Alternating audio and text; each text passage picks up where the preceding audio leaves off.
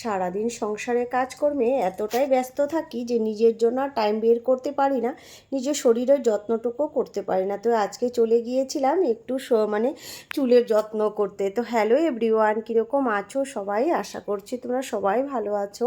তো তোমাদের ভালোবাসায় আমিও ভালোই আছি। মিনি একটি ব্লগ নিয়ে আবার চলে আসলাম নতুন একটি ভিডিওতে। তোমাদের সবাইকে ওয়েলকাম জানাচ্ছি বন্ধুরা। আশা করছি ভিডিওটা তোমরা দেখবে, আর যদি তোমাদের ভালো লেগে থাকে অবশ্যই একটা লাইক কমেন্ট শেয়ার ফলো করে দিও। তো ভিডিওটা ছিল আজকের দিনটা হলো শুক্রবার। তো দিনটা কিভাবে কি করলাম না করলাম সেটাই তোমাদের সাথে একটু শেয়ার করলাম। তো দেখো বন্ধুরা, আজকে চলে গিয়েছিলাম একটু পার্লারে। তো মানে চুলগুলো আমার এত রাফ হয়ে গেছে, স্ট্রেট করেছিলাম তাই চুলগুলো এখন এত রাফ হয়ে যাচ্ছে, মানে কি করব। তাই ভাবলাম আজকে একটু স্পা করে নিই। চুলগুলো মানে ভীষণ মানে কীরকম হয়ে গেছে আর কি। তো ওই যে চলে গিয়েছিলাম পার্লারে। তো আমাদের ঘরের সামনের পার্লারই অর্পিতার পার্লার, এঞ্জেল পার্লার। তো যে মানে ওনার আর কি পার্লারের, ওর নাম অর্পিতা। তো ওর সাথে খুব ভালো আমার। তো ওই যে চলে গিয়েছিলাম, ওকে ফোন করে বলেছিলাম আসবো বলে, তো বলেছিল এসো বৌদি।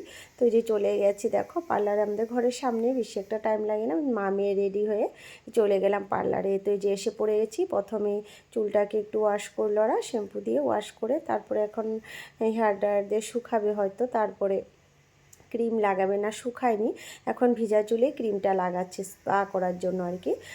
আর চুলগুলো আমার কতদিন থেকে এত রাফ হয়ে গেছে, সারাদিন ঘরের কাজকর্মে এতটাই ব্যস্ত থাকি যে এগুলোর দিকে আর মানে ধ্যানই দিতে পারি না, সময়ও হয় না। তো চুলটা শুধু বেঁধে রেখে দিই, কাটা একটা লাগিয়ে রাখি। চুলগুলো যে স্ট্রেট করেছিলাম তার জন্য আরও বেশি রাফ হয়ে গেছে এখন। তো এই জন্য স্মুথ করার জন্য একটু ভাবলাম স্পা করে নিই। তো এই যে চলে এসেছি স্পার এখানে। তো এসে যে প্রথমে চুলটা ধুয়ে তারপরে ক্রিম লাগালো, স্পা ক্রিম লেগে অনেকটা রাখলো। তারপরে যে সেটা টুপির মতন একটা পরালো, অনেকটা এটার ভিতরে মাথাটা ঢুকিয়ে রাখলাম, হিটটা দিল। তারপরে আবার এই যে চুলটা ওয়াশ করে নিয়েছি, প্রায় ঘন্টাখানেক লেগে গেছে আমার।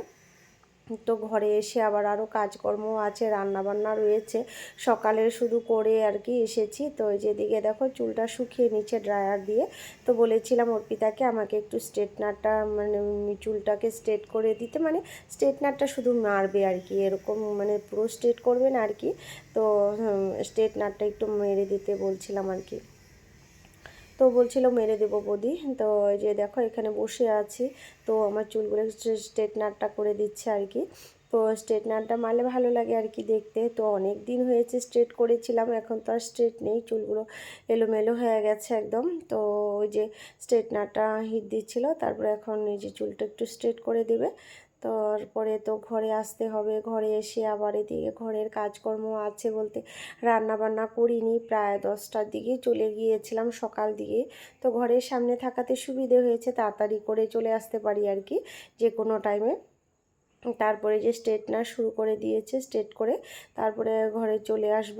তো অনেকটা টাইম ওর সাথে একটু গল্প কথা বললাম, ও কাজ করতে করতে ওর সাথে অর্পিতার সাথেও আমরা কথা বলি।